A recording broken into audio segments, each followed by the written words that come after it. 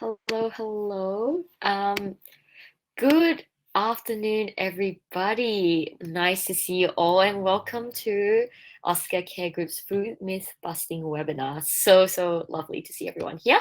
Um, I know it can be especially confusing getting reliable information from things like for things like nutrition. And as there is just so much out there, and sometimes they can all seem to even contradict each other. But I'm so glad you're here because dietitians are one of the most reliable sources of evidence based nutrition information. Before I start, I really wanted to thank all of you so much for submitting your suggestions. We've got so many good myths, so I hope you're just as excited as I am. Seeing we have a ton of nutrition myths to bust, let's get straight into it. All right. So our first myth for today is that orange and milk can cause an upset tummy, and this is false.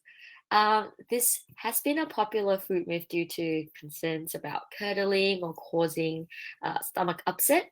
The idea is that the acidity of the orange juice could cause the proteins in milk to coagulate, leading to digestive issues. However, for most people, consuming orange juice and milk together in moderate quantities is unlikely to cause any significant digestive problems because the human digestive system is so well equipped to handle a variety of foods and combinations. So the discomfort that usually occurs in people is usually those who already have sensitive tummies or who have food intolerances. So it's always a good idea to listen to your body and make dietary choices that work the best for you. If you consistently experience discomfort from this combination, we recommend that you consult a healthcare professional or a registered dietitian for personalized guidance. Alrighty, so we'll move on to the second one. Drinking milk makes asthma and chest infections worse. And now, this one is false. Uh, it does not make it worse. And in fact, cow's milk and other dairy foods very rarely trigger asthma symptoms in people without milk allergies. There has even been studies, both in Australia and overseas, that suggest that if you have a regular intake of dairy products in your childhood, you are less likely to develop asthma. Now, concerns about mucus is one of the most common reasons why people with asthma avoid dairy products, but it's a misconception. The phenomenon that is sometimes referred to as milk mucus or dairy induced mucus production. Um, this idea comes from the mouthfeel associated with milk. Some people confuse the coating of the milk that can leave in the back of your throat with mucus.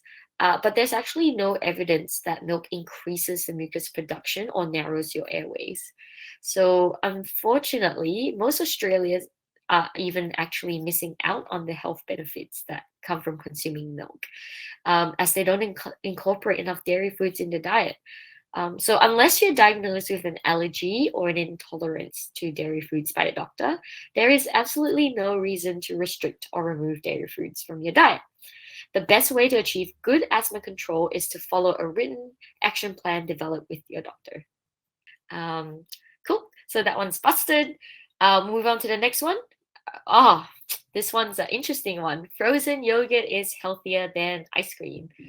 And this one is true.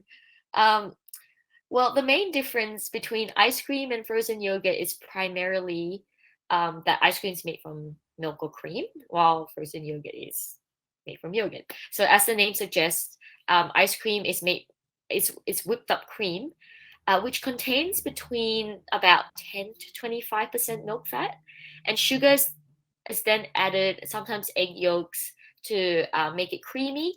But it's the fat in the cream that gives it its really satiating mouthfeel properties.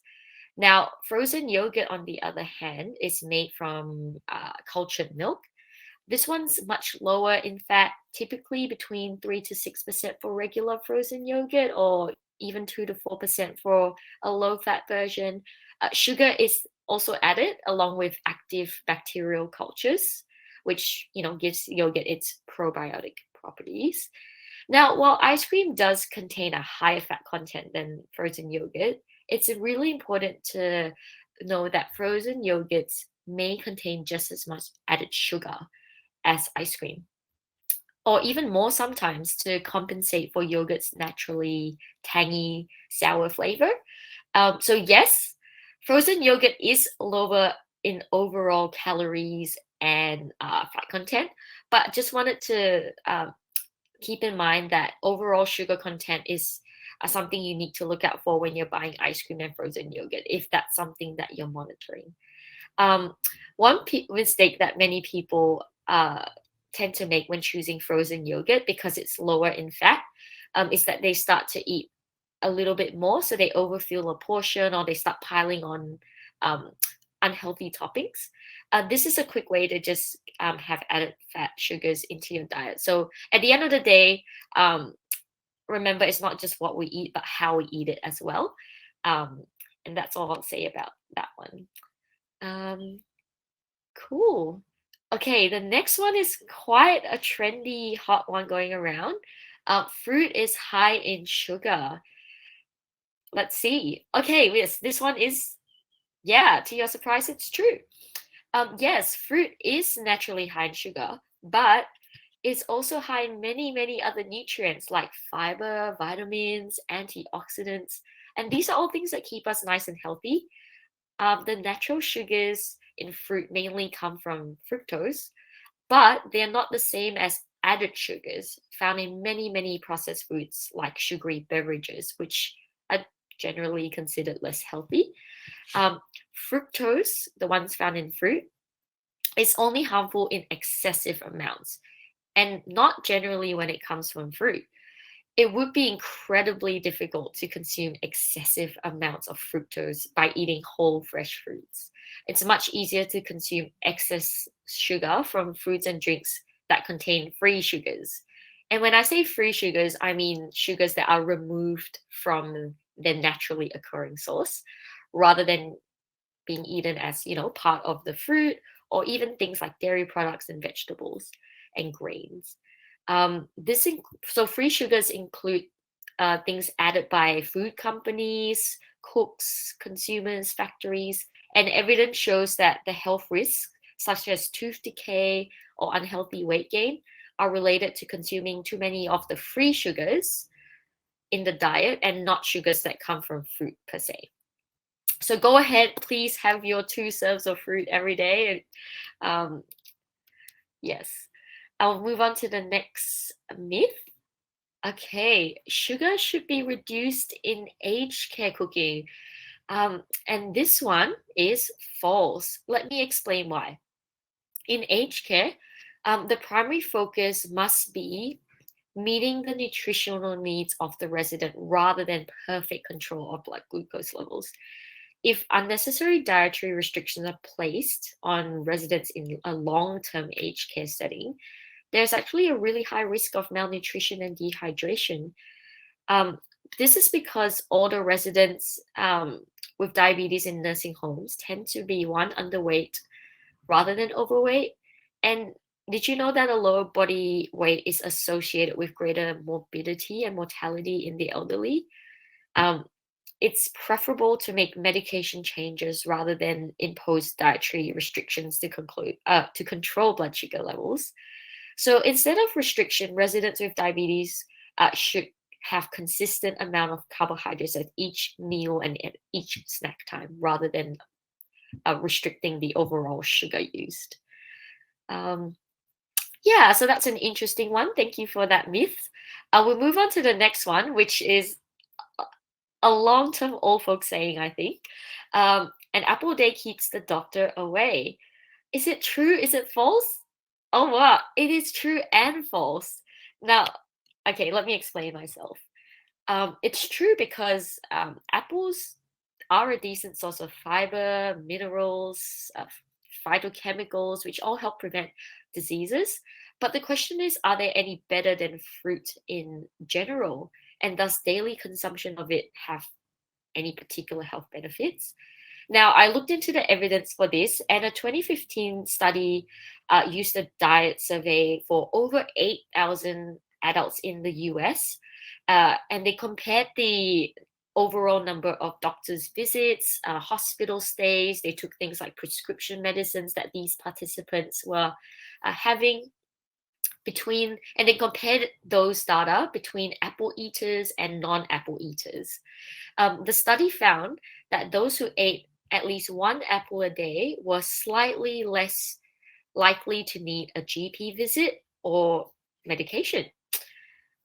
But if you look deeper into the study, this difference disappeared once the researchers accounted for social demographic or health related characteristics. So, in other words, it's not that eating an apple a day means that you don't get sick, or rather, the study found that people with healthier lifestyles tend to eat more apples. So while eating an apple a day won't necessarily cut down on, your prescription meds or your doctor visits, it could be one step in the right direction to transitioning into a more healthful, fiber-filled, whole food lifestyle. So um, ultimately, focusing on one food for its unique health benefits is not the best approach. A healthy diet includes a wide variety of fruits and veggies. So go ahead, eat your apples, but also include other things as well. Yeah. Cool. We'll troop on to our next one. You shouldn't have milk with fish. It's bad for you. Now, this one is false. Okay. The belief that drinking milk after fish can cause a skin condition known as vitiligo. And this condition is what causes some part of the skin to lose its color. And it's present in many cultures. It's a more cultural sort of belief. Another theory is that dairy and fish together can cause digestive discomfort with bloating and things like that. Because I guess the food is high in protein and it's difficult to have enough enzymes to digest them if you have too much protein in one meal. But the fact is that according to many studies, there isn't any scientific evidence that supports this theory. Scientists has even noted that in the Mediterranean diet, and known to be one of the most healthiest diets in the world, it contains a mixture of both fish, milk, and yogurt. And according to science, there's just only one situation where you should avoid this food combination, and it's only if you have an allergy to fish, seafood, or to milk. There's no other research or evidence out there to demonstrate that this combination is harmful. And when viewed separately, both of them are very nutritious and great sources of protein to add to our diet. So, good news for all you fish and milk lovers out there, I guess. Okay. Now the next one's a lot of dairy related myths today, but drinking a lot of milk can give you iron poisoning. And this one is false. Now drinking a lot of milk is on its own is not likely to give you iron poisoning. In fact, milk is generally very low in iron content. The poisoning occurs when there's excessive intake of iron containing substances, mainly from your supplements or medications. But our body, like I said before, it's very, very smart. It has a regulated mechanism for iron absorption in our diet. When dietary levels are low, the body increases our iron absorption to meet its needs and vice versa. So while milk does contain iron, some iron, it's not a significant source of iron. In fact, the calcium in milk can inhibit some of the non-heme iron in it when consumed together. So no, milk fortunately does not pose a risk for iron poisoning. Awesome. Okay, now we're going to move on to the next myth, which is plant-based diets are better than diets that include meat. Again, this one was a really tricky one to navigate, but I just had to put out there that it's both true and false, and I'll explain why again. It's tricky, right? Because at the end of the day, there is no one size fits all that answers this myth. Whether plant-based diets are better than diets that include meat depends on various factors, including your health goals, preferences, and all that stuff. Both diets that include plant and meat can be healthy and when well balanced. and provide your necessary nutrients for overall well-being. So instead, let me give you some pros and cons of each diet so that you can decide which one might be more suitable for you. Um, with plant-based diets, we've got the advantages of that is that they've been associated with many, many health benefits like lower risk of heart disease, metabolic disease, certain cancers. They're typically lower in your saturated fats and cholesterol and higher in your fibers and vitamins and minerals. It's also environmentally leaves a lower carbon footprint compared to diets centered around animal products.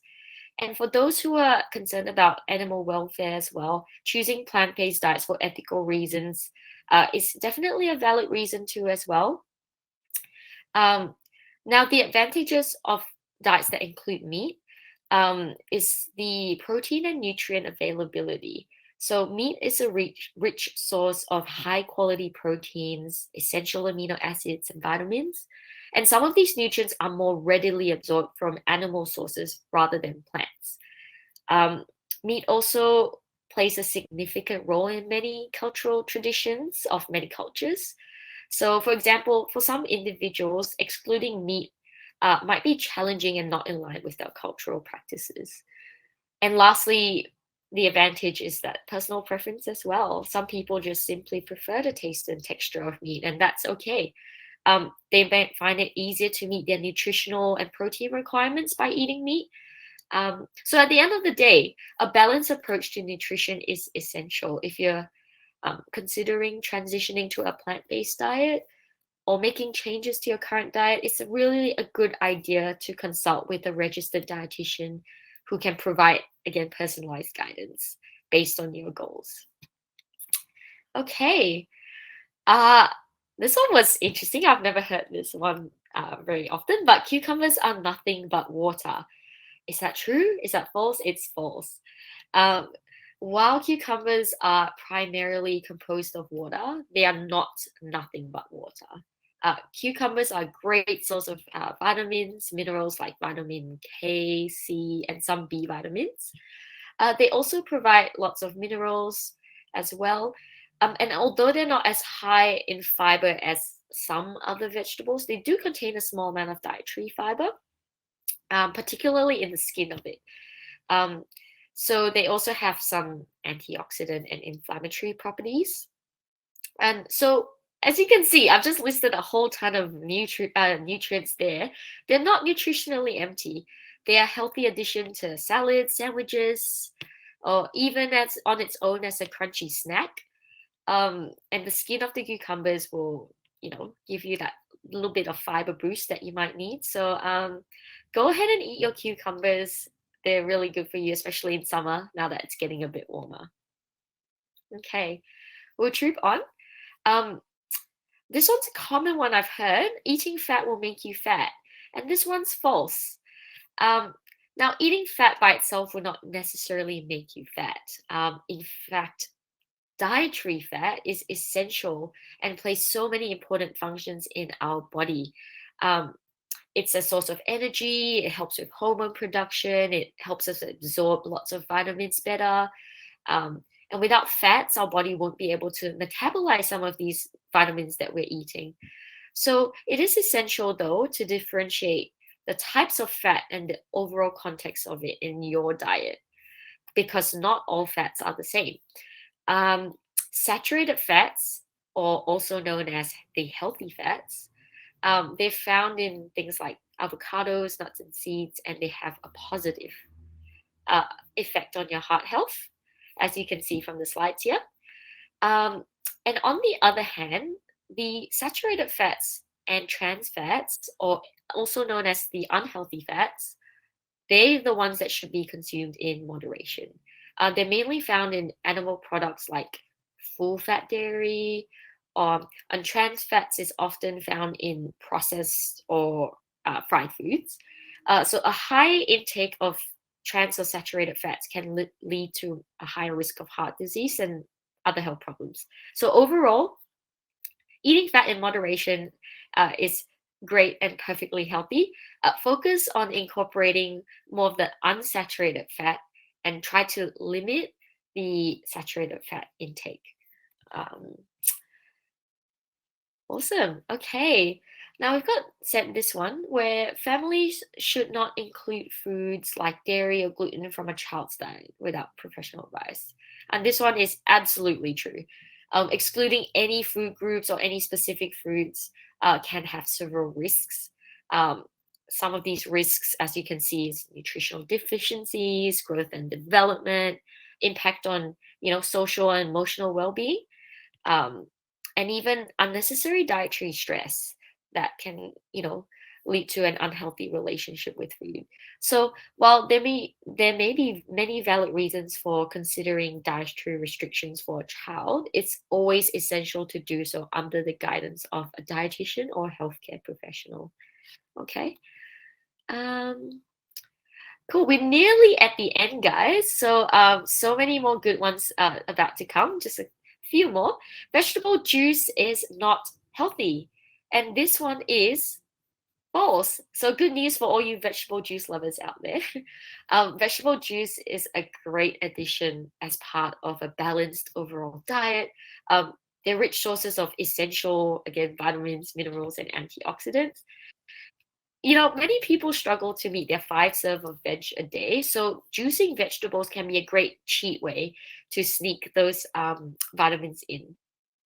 Again, how the vegetable juice is made plays a role in its overall nutrition.